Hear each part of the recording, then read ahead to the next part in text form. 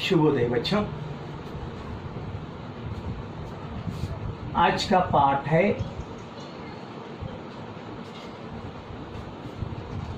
दक्षिणी गंगा गोदावरी।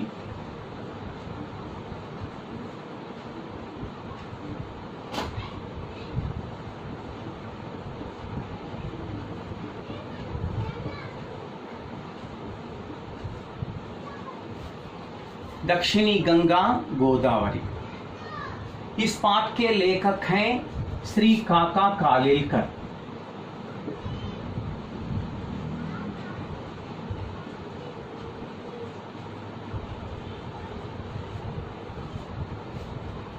इस पाठ के लेखक हैं श्री काका कालेलकर जी। इस पाठ में जाने से पहले एक छोटा सा उन्मुखीकरण है। वह उन्मुखीकरण एक कविता के द्वारा हमें दिया गया है। ये कविता इस तरह है। कल कल करती नदियां सारी, कल कल करती नदियां सारी, चमचम करती बूंदे प्यारी, सरसर करती हवा ये न्यारी, जन जन होवे यूं बलिहारी। यह है कविता। कविता का भाव इस तरह है। कल कल करती नदियां सारी, हमें किसी नदी के पास जाएं, वहां की नदी का जो प्रवाह होता है उस प्रवाह को देखते हुए वहां का जो नाद है, शब्द है, अगर हमें सुनते हैं तो कल कल की ध्वनि हमें दिखाई देता है और सुनाई भी देता है।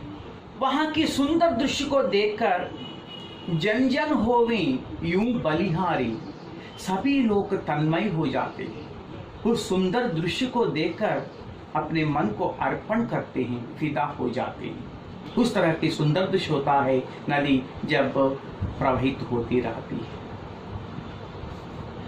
सरसर करती हवा ये न्यारी, उस समय में नदी पर से बहने वाली या आने वाली जो हवा है, सरसर की नाद से या ध्वनि से वहाँ न्यारी दिखाई देता है, स्पेशल दिखाई देता है।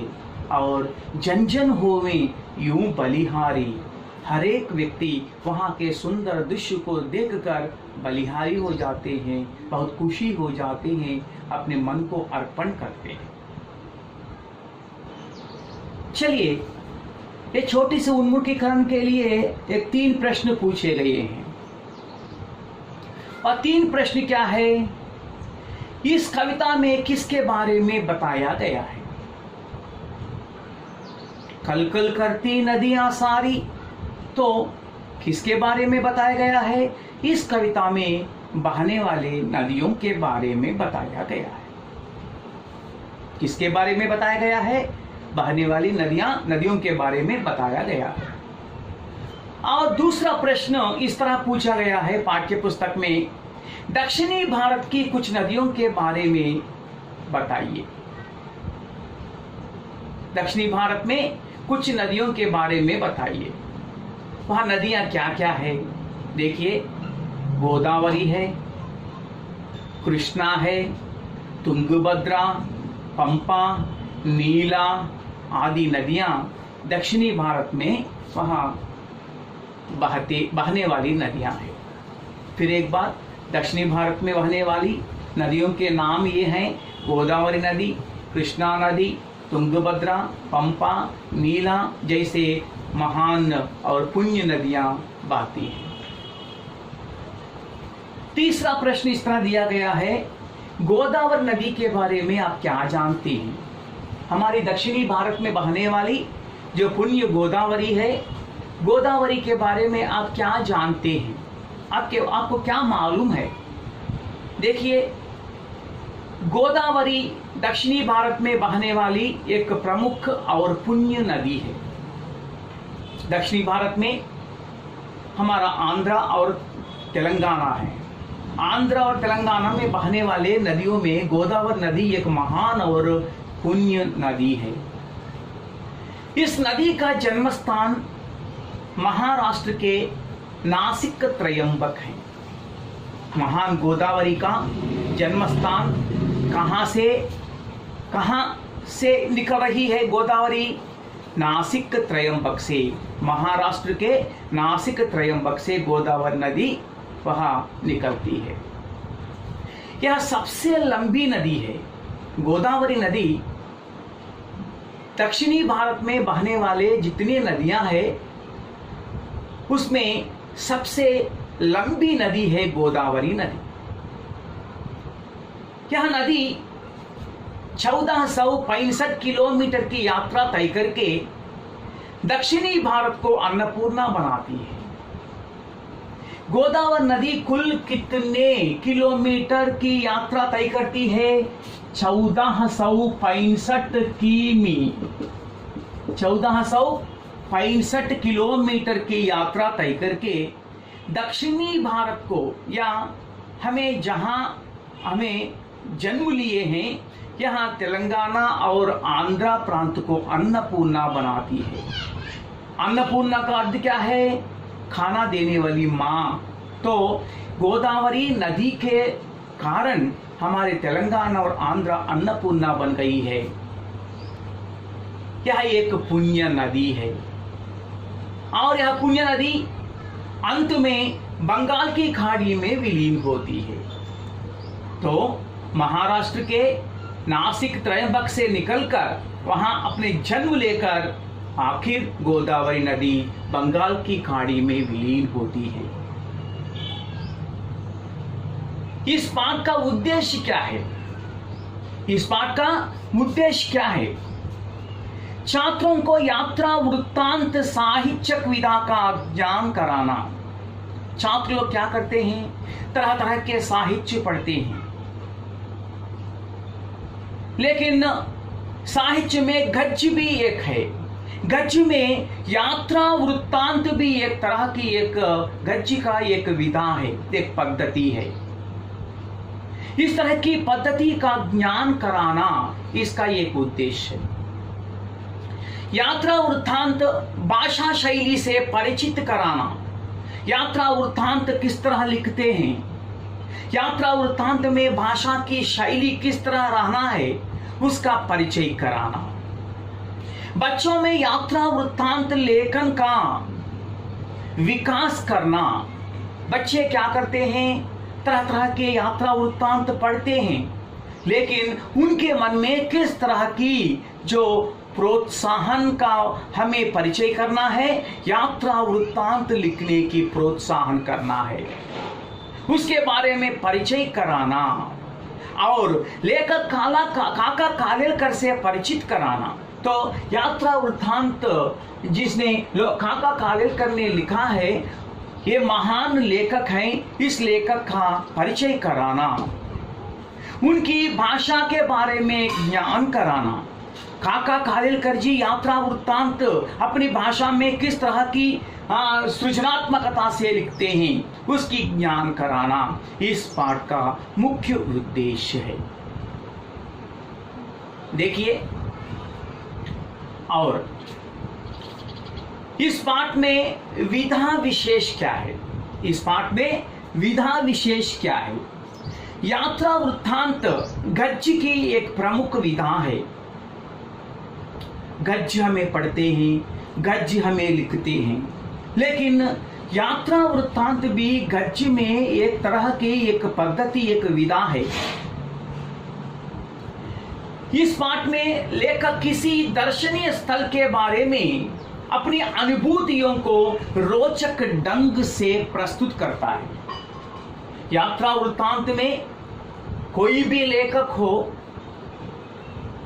जो दर्शन किया हुआ महान जो प्रदेश होते हैं उस तरह की महान सुंदर दृश्यों को रोचक और ज्ञानवर्धक ढंग से हमारे सामने प्रस्तुत करते हैं लेखक। दक्षिणी गंगा गोदावरी इनकी रचना सप्त सरिता से लिया गया है। काका कालेलकर जी इन्होंने 7 नदियों के जो यात्रा किए हैं, ये यात्रा कर इन्होंने सप्त सरिता नामक एक विशेष किताब लिखे हैं। सप्त सरिता में जो यात्रा वृत्तांत है, तो इसमें से ये दक्षिणी गंगा गोदावरी नामक पाठ हमें दिया गया है। इस पाठ में लेखक काका कालेलकर ने गोदावरी नदी के प्राकृतिक सौंदर्य के बारे में अपूर्ण वर्णन किया है। दक्षिणी गंगा गोदावरी नामक ये महान कवि के यात्रा वृत्तांत में दक्षिणी भारत में बहने वाली महान और पुण्य नदी गोदावरी के प्राकृतिक नेचुरल सौंदर्य का वर्णन किया है। यह महान कवि से लिखा हुआ कुछ विषय हमें पाठ में जाने से पहले कवि परिचय एक बार लेना चाहिए। कवि परिचय एक बार देखें। काका कालेलकर का पूरा नाम दत्तात्रेय बालकृष्ण कालेलकर है। काका कालेलकर का पूरा नाम दत्तात्रेय बालकृष्ण कालेलकर। इनका जन्म सन 1885 में महाराष्ट्र के सतारा जिले में हुआ। काका कालेलकर का जन्म कब हुआ? 1885 सन 1885 में। कहाँ हुआ? महाराष्ट्र राज्य में सतारा नामक जिले में इनका जन्म हुआ। मराठी इनकी मातृभाषा थी। काका कालेलकर जी हिंदी में महान ग्रंथ लिखे हैं, लेकिन काका कालेलकर जी का मातृभाषा है मराठी इनकी मातृभाषा है। पर इन्होंने संस्कृत, अंग्रेजी, हिंदी, गुजराती और बंगला भाषाओं का गंभीर अध्ययन किया है। काका कालेलकर जी का मातृभाषा क्या है? केवल मराठी है। लेकिन मराठी के अलावा किन किन भाषाओं को गंभीर अध्ययन किया आपने? इन्होंने संस्कृत भाषा, अंग्रेजी भाषा, हिंदी भाषा, गुजराती और बंगाल भाषाओं को गंभीर अध्ययन किया। वे 1952 से लेकर 1957 तक राज्यसभा के सदस्य भी रह चुके हैं। काका कालेलकर जी 1952 से लेकर 1952 से लेकर 1957 तक 1957 तक हमारे देश के राज्यसभा के सदस्य, मेंबर ऑफ पार्लियामेंट के भी रह चुके थे। और इनका निधन 21 अगस्त 1981 को हुआ है। काका कालेलकर जी का निधन कब हुआ? 21 अगस्त 1981 में हुआ। यह है कवि परिचय। इसमें विषय प्रवेश एक बार देखना है। विषय प्रवेश। गोदावरी नदी धीर गंभीर माता और पूर्वजों की अधिष्ठात्री देवी मानी जाती है। गोदावरी नदी धीर गंभीर माता और हमारे पूर्वजों की अधिष्ठात्री देवी मानी जाती है। कोई भी हो, अपने अपने जो माता होती है, हमारे लिए धीर माता है, गंभीर माता है, हमारे लिए सब कुछ करने वाली महान माता है। और गोदावरी नदी को इस तरह सम्मान दिया है। गोदावरी धीर, धैर्यशाली, गंभीर, सब कुछ जानने वाली माता और हमारे पूर्वजों की अधिष्ठात्री देवी है। एक शक्तिमान एक माता है हमारे पूर्वजों के लिए। इसके जल में अमोघ शक्ति है। गोदावरी नदी में अमोघ शक्ति है। अगर गोदावरी का जो जितना पानी हमें पीते हैं वह पानी हमें बहुत शक्ति देती है, अमोघ शक्ति है गोदावरी नदी में। इसके तट पर अनेक शूरवीर पैदा हुए हैं। गोदावरी नदी के तट पर अनेक शूरवीर, जहाँ गोदावरी नदी का प्रवाह कितना बहती जाती है, वहाँ के जो तट है, किनारा है, उस किनारा पर महान शूरवीर पैदा हुए हैं। तत्वज्ञानी भी पैदा हुए हैं, महान तत्वज्ञानी फिलासफर्स वहाँ पैदा हुए हैं। साधु संत भी वहाँ जन्मे। तो महान साधु लोग, महान संत सज्जन लोग जो परोपकार करते हैं, उनको भी वहाँ, ये लोग भी वहाँ जन्म लिए हैं। दुरंतर राजनीतिक में भी जन्म लिए, महान राजनीतिज्ञ भी यहाँ यही प्रांत में जन्म लिए हैं। और ईश्वर भक्तों ने भी, तो महान भगवान के भक्त लोग होते हैं, ये भक्त लोग भी इसी तट पर पैदा हुए हैं। इस तरह पवित्र गोदावरी नदी का जो प्राकृतिक सौंदर्य का वर्णन काका कालेलकर द्वारा हुआ है। चलिए हम सब काका कालेलकर जी ने किस तरह अपनी यात्रा वृत्तांत में दक्षिणी गंगा गोदावरी का प्राकृतिक सौंदर्य के बारे में वर्णन किया है, उसे हमें पढ़कर जान लें।